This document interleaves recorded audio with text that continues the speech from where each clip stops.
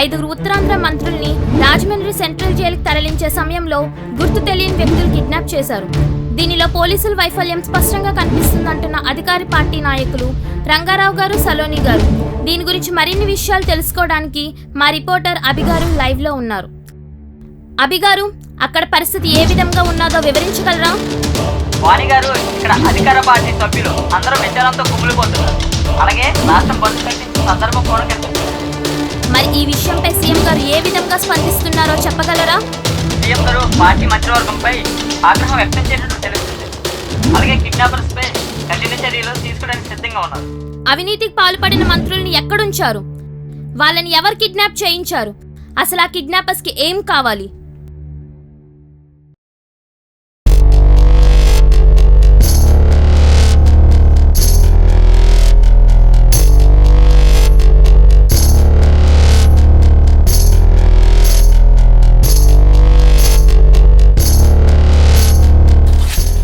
నేనెవరినో నీకు తెలుసా?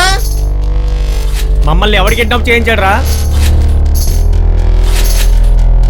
ఎవడ్రా నువ్వు? మాతో నీకేం పనిరా? ఎందుకురా మమ్మల్ని కిడ్నాప్ చేశావు? ఇది అసలైన ప్రశ్న. నా చిన్నప్పటి నుంచి మీరే ప్రెసిడెంట్లు, మీరే ఎంపీలు, మీరే ఎమ్మెల్యేలు. అయితే ఇప్పుడు ఏంటయ్యా?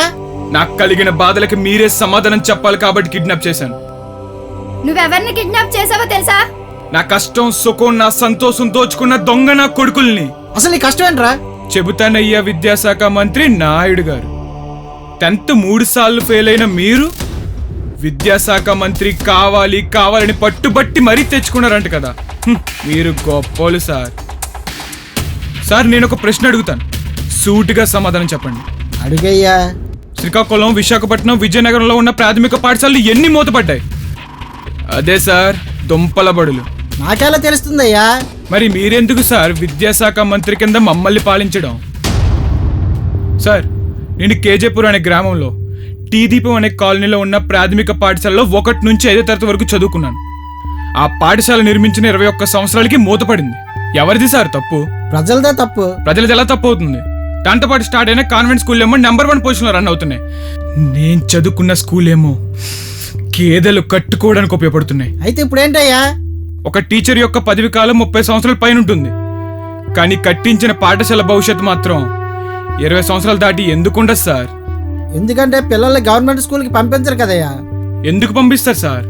ఎప్పుడు కూలిపోతాయో తెలియని భవనాలు, వాటర్ బాత్రూమ్ వస్తువులు లేని పాఠశాలలు. చదువుకోవడానికి వెళ్తే 4 తరగతుల్ని ఒకే గదిలో పెట్టి పాఠాలు చెప్పే ఉపాధ్యాయులు. ఇంకా మాకెప్పుడు చదువు వస్తుంది సార్? ఎప్పుడు సార్ మేము గొప్పలం అయ్యేది? సార్, కాన్వెంట్ స్కూల్లో ఉన్న వసతుల్లో సగం వసతులు మన ప్రభుత్వ పాఠశాలలో ఉండుంటే మేం కాదు సార్, మా పిల్లలు, మా తర్వాతి తరం కూడా అక్కడే చదువుకుంటుంది. చిన్న చిన్న పిల్లలు సార్. శ్రీకాకుళంలో ఒక మారుమూల పల్లెలో పాఠశాలలో గోడ కూలి చనిపోయారు సార్. ఆ తల్లిదండ్రులకు సమాధానం ఎవరు చెప్తారు సార్? ఏదో విధి నిర్వహణలో అప్పుడప్పుడు తప్పులు జరుగుతాయ్యా, చూసి చూడనట్టుగా వదిలేయాలి. ఆ మాత్రం దానికే కిడ్నాప్ చేసేస్తావా? అయితే మీ ప్రాణం కూడా తీసేస్తాను, వదిలేయండి. ప్రాణమే కదా. ఏంటయ్యా, చిన్న తప్పుకే ప్రాణం తీసేస్తావా? అమ్మా, ఇది పార్లమెంట్ కాదు గొడవ చేయడానికి. ఇది నా అడ్డా. ఇక్కడ నేనే రాజుని, నేనే మంత్రిని. వైద్య శాఖ మంత్రి శ్రీమతి సత్యం సరస్వతి గారు. పేరులో సత్యం ఉంది కానీ ప్రజలకు ఇచ్చిన మాటలో సత్యం లేదు కదా. అమ్మ, మీకు 3 ఏళ్ల బాబు ఉన్నట్టున్నాడు. బాగున్నాడా? వాడికే మంత్రి కొడుకు. ఆ మంత్రి కొడుకునే చంపేద్దాం అనుకుంటున్నాను. నీ అబ్బా! ఒరేయ్ కొట్లిప్రా, ఇప్పుడే నిన్ను చంపేస్తాం. నా కొడుకుని చంపుతావరా? కొడుకు మీద ప్రేమ ఎక్కువేనండి. అమ్మా, పాడేరు దగ్గర జోలుపుట్ అనే గ్రామంలో ఒక తల్లి పురుటి నొప్పులతో బాధపడుతుంది. తన భర్త 108కి కాల్ చేస్తే అక్కడికి అంబులెన్స్ సౌకర్యం లేదన్నాడంట ఒకడు. ఆ భర్త తన భార్య బాధ చూసి తట్టుకోలేక పొరుగురి సాయంతో ఒక కర్రకు ఉయ్యాల కట్టి అందులో తన భార్యని పడుకోబెట్టి తన భుజలపై మోసుకొచ్చే టైంలో ఆ దారిలో ఒక పసిబిడ్డకి జన్మనిచ్చిందమ్మా.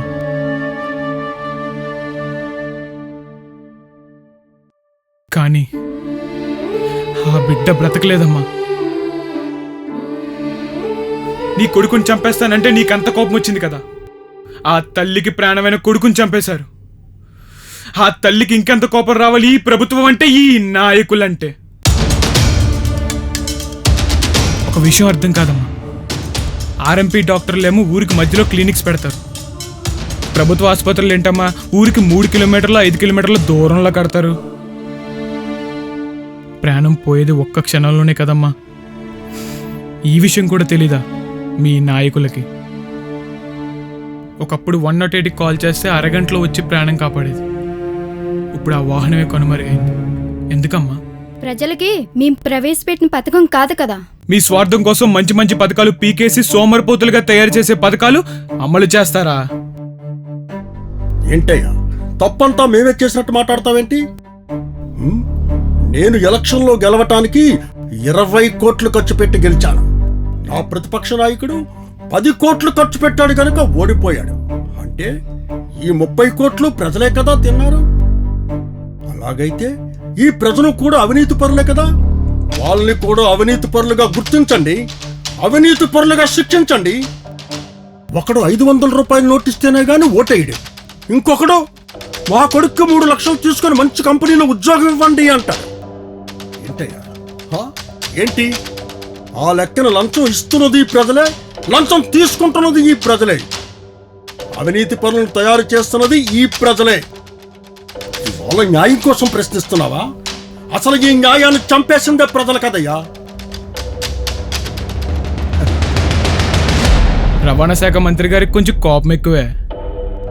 సరే, ఒక తండ్రి చెడ్డవాడైతే ఆ ప్రభావం పిల్లల మీద కూడా పడుతుంది. ఈ విషయం కూడా తెలీదా మీకు? నువ్వు నాతో కాదు, ఆవిడితో కదా మాట్లాడుతున్నావు. ఆవిడితో మాట్లాడు. ఇదేమైనా క్విజ్ పోటీనా? ఆవిడని ప్రశ్నించమని చెప్తున్నారు. సార్, ఒక బస్సులో ఎంతమంది ప్రయాణిస్తారు సార్? 56 మంది అయ్యా. ఆసమ్ సార్, కరెక్ట్ ఆన్సర్ చెప్పారు. అలాంటప్పుడు బస్సులో 80 మంది వరకు ఎక్కిస్తున్నారు. మీరెందుకు సార్ యాక్షన్ తీసుకోవడం లేదు? సార్, వైజాగ్లో కాలేజ్ స్టూడెంట్స్ బస్సుల్లో వేలబడి వెళ్తున్నారు. వాళ్ళ చేయి జారి రోడ్డు మీద పడితే, వాళ్ళ మీద నుంచి ఆ బస్సు చక్రం వెళ్తే ఆ స్టూడెంట్ యొక్క ఫ్యామిలీ పరిస్థితి ఏంటి సార్? ఏ వాళ్ళు మంత్లీ బస్సు ఫీజులు కట్టడం లేదా? వాళ్ళకి బస్సుల్లో కూర్చునే అర్హత లేదా? సార్, ఆటోలో ఫ్రంట్ సీటింగ్ ఉంటే 1000 రూపాయలు ఫైన్ వేస్తున్నారు, లైసెన్స్ లేకపోతే 1500 రూపాయలు ఫైన్ వేస్తున్నారు. ఓవర్లోడ్తో కొన్ని 100 బస్సులు రోజు ప్రయాణిస్తున్నాయి. ఏ వాటికి ఫైన్స్ వేయరా? అది ప్రభుత్వ వాహనం రా. ఏ వాడికి యాక్సిడెంట్లు జరగవా? గ్యారంటీ ఏమైనా ఉందా? సార్, మా దగ్గర రోడ్ ట్యాక్స్, పొల్యూషన్ ట్యాక్స్, తొక్క తోటకూర ఇన్ని ట్యాక్సులు గుంజేస్తున్నారు కదా. కొన్ని ఊర్లకు రోడ్ల సదుపాయం లేదు, కొన్ని ఊర్లకి బస్సు సదుపాయం లేదు, కొన్ని ఊర్లను చూస్తే అసలు ఇవి రోడ్లేనా అనిపిస్తున్నాయి. ఇన్ని ట్యాక్సులు కట్టించుకొని దొబ్బుతున్నారు కదా. ఆ డబ్బంతా ఏం చేస్తున్నారు? అదే నన్ను కాదయ్యా, ఆర్థిక శాఖ మంత్రిని అడుగు. అతను మంచివారంట సార్, అందుకే అతను కిడ్నాప్ చేయలేదు. అంటే మేము మాత్రం తప్పు చేసామా? ఓ, పారిశ్రామిక మంత్రి గారు నోరు కదిపారే. శ్రీకాకుళం, విశాఖపట్నం, విజయనగరం జిల్లాల్లో మీ ప్రభుత్వం తీసుకొచ్చిన కంపెనీల వల్ల ఎంతో మంది ఉపాధి పొందుతున్నారు. అవును, నిజమే కదా. ఏమైందయ్యా? వాళ్ళ మంత్లీ శాలరీస్తో బాగానే బతికేస్తున్నారు కదా. ఎవరు చెప్పారు సార్ హ్యాపీగా బ్రతుకుతున్నారని? ఒక్కసారి కంపెనీస్ వైపు వచ్చి చూడండి. కార్మికుల యొక్క కష్టాన్ని ఎలా దోచుకుంటున్నారో తెలుస్తుంది. ఏమైందయ్యా? ప్రతి నెల ఆడిటింగ్ నిర్వహిస్తున్నాం కదా. ఆడిటింగ్ ఆఫీసర్ వస్తాడు సార్, టైంకి టక్ చేసుకొని టై పెట్టుకొని. కానీ కార్మికుని ప్రశ్నించాడు సార్. ఆ కార్మికుల్ని ప్రశ్నిస్తేనే కదా సార్ ఆ కంపెనీలో ఏం జరుగుతుందో తెలుస్తుంది. ఇప్పటికే కూడా కొన్ని కంపెనీస్లో 6000 శాలరీ మాత్రమే ఇస్తున్నారు. ఆ శాలరీతో వాడి బ్రతకాలా, వాడి ఫ్యామిలీకి అన్నం పెట్టాలా? సార్, ఒక కుటుంబానికి రోజు అయ్యే ఖర్చు 500 రూపాయలు. కానీ వాడి సంపాదన 200 రూపాయలు మాత్రమే. ఇచ్చే 200 రూపాయలకి డిగ్రీ కానీ, డిప్లొమా కానీ, సర్టిఫికెట్స్ కావాలంటే ఆ కంపెనీస్కి. మార్చండి సార్ ఈ కంపెనీ మేనేజ్మెంట్ని కానీ, ఈ కార్మిక వ్యవస్థని కానీ. రాత్రి నుంచి అన్నం తినలేదు, అన్నం పెడతారా? ఓ, వ్యవసాయ శాఖ మంత్రి గారికి ఆకలన్న పదం కూడా తెలుసన్నమాట. మీ మనుషులం కదా? అలా అయితే పంట పండించే రైతు ఆకలితో ఎందుకు చచ్చిపోతాడు సార్? రైతుకి ప్రాణం విలువ తెలియదు కనుక చనిపోతున్నాడు. దానికి మేం చేస్తాం. ప్రాణం విలువ వాళ్ళకి తెలియదా? అది తెలియంది మనకి సార్. పక్కోడు ఆకలితో ఉండకూడదని, తను ఆకలితో ఉండి నష్టం వస్తున్నా రాత్రనక పగలనక కష్టపడి ఎండకు ఎండి వానకు తడిసి పంట పండిస్తాడు సార్ రైతు. ఒక రైతు చనిపోతూ తనకి వ్యవసాయం అంటే ఎంత ఇష్టమో ఒక వీడియో చేశాడు సార్, చూడండి. నమస్తే అండి, నా పేరు రామ్. వ్యవసాయం చేస్తుండగా నష్టం వచ్చిందని నేను MBA చదువుతున్నప్పుడు మా నాన్నగారు చనిపోయారు. అప్పుడు వ్యవసాయం చేయడం నేను మొదలుపెట్టాను. అయినా ప్రతి సంవత్సరం వ్యవసాయంలో నష్టం వస్తూనే ఉంది. అయినా పక్కుడు ఆకలి తీర్చడంలో ఏదో ఒక తెలియని సంతృప్తి, అందుకే కష్టపడ్డా. కానీ నష్టం వెంటాడుతూనే ఉంది. ఎవరో నాయకుడు ఏదో సాయం చేస్తారని నమ్మకంతో బ్రతికా. కానీ ఇప్పుడు ఆ నమ్మకమే చచ్చిపోయింది. వర్ణుడు కరుణించడం లేదు. పంట పండనంటుంది, నష్టం వేడనంటుంది, గౌరవం పోతానంటుంది, ఆరోగ్యం క్షీణిస్తానంటుంది, కన్నీరు భూమిని అంటుతుంది, జీవితం కనిపించిన ఓ ఎండమామలు కనబడుతుంది. అయినా వ్యవసాయం వదిలి నా వల్ల కావడం లేదు. అందుకే అప్పు చేశా. ఇప్పుడు అప్పుల బాధలు భరించలేక పట్నం వెళ్ళి బ్రతకలేక కన్న తల్లిని, కట్టుకున్న భార్యని, ప్రేమగా చూసుకుంటున్న పిల్లల్ని వదిలేసి పంటకు పనికిరాని పురుగుల ముందు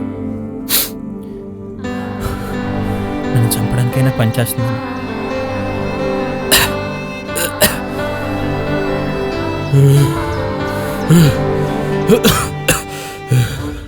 రైతే రాజని చెప్పే ప్రతి నాయకుడికి చెప్పే ఆఖరి మాట, ఆకలి తీర్చే రైతును చంపుకుంటే అన్నం పెట్టే ఆ దేవుణ్ణి చంపుకున్నట్టే. నాలాంటి ఇంకో రైతు చనిపోకూడదని ఈ వీడియో చేశా.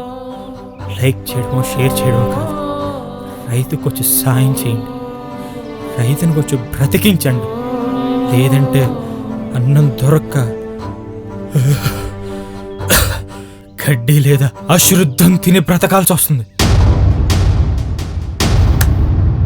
చూసారా సార్, కొన్ని రోజులకు అన్నం బదులు అశుద్ధం తినాలంట. ఆ మాట నిజం కాకుండా చూడండి సార్. రైతుకు రుణమాఫీ చెయ్యండి సార్. ఇందాకెవరో అడిగారు మమ్మల్ని ఎవరు కిడ్నాప్ చేయించారని. రూలర్, గొప్ప రూలర్, నాయకుడు, గొప్ప నాయకుడు, అధినేత, గొప్ప అధినేత. చూస్తారా? అదిగో చూడండి. సీఎం గారు.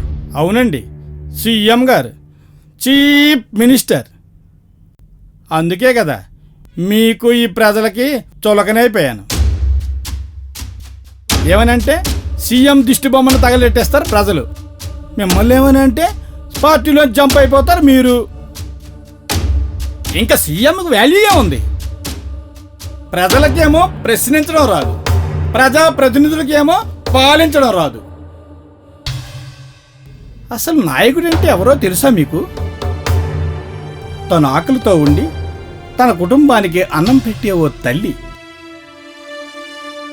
కొడుకు తప్పుతోవలో ప్రయాణిస్తే లాగి కొట్టి మంచి మార్గం చూపించే ఓ తండ్రి, సాటి మనిషి కష్టంలో ఉంటే సహాయం చేసే ఓ గొప్ప స్నేహితుడు.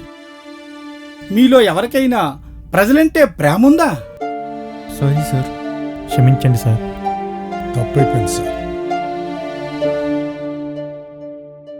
అయినా నేను అడిగే ప్రశ్న ఏంటి, మీరిచ్చే సమాధానం ఏంటి? ప్రశ్నకు జవాబు చెప్పడం రాని వారు బ్రతుకున్న ప్రయోజనం లేదు. ఆఫీసర్, వీళ్ళకి ఆకలి అంటే ఏమిటో తెలియాలి, కష్టం అంటే ఏంటో చూపించండి. తప్పు చేస్తే ప్రజలైనా ప్రజాప్రతినిధులైనా ఒకే శిక్ష అమలు చేయండి.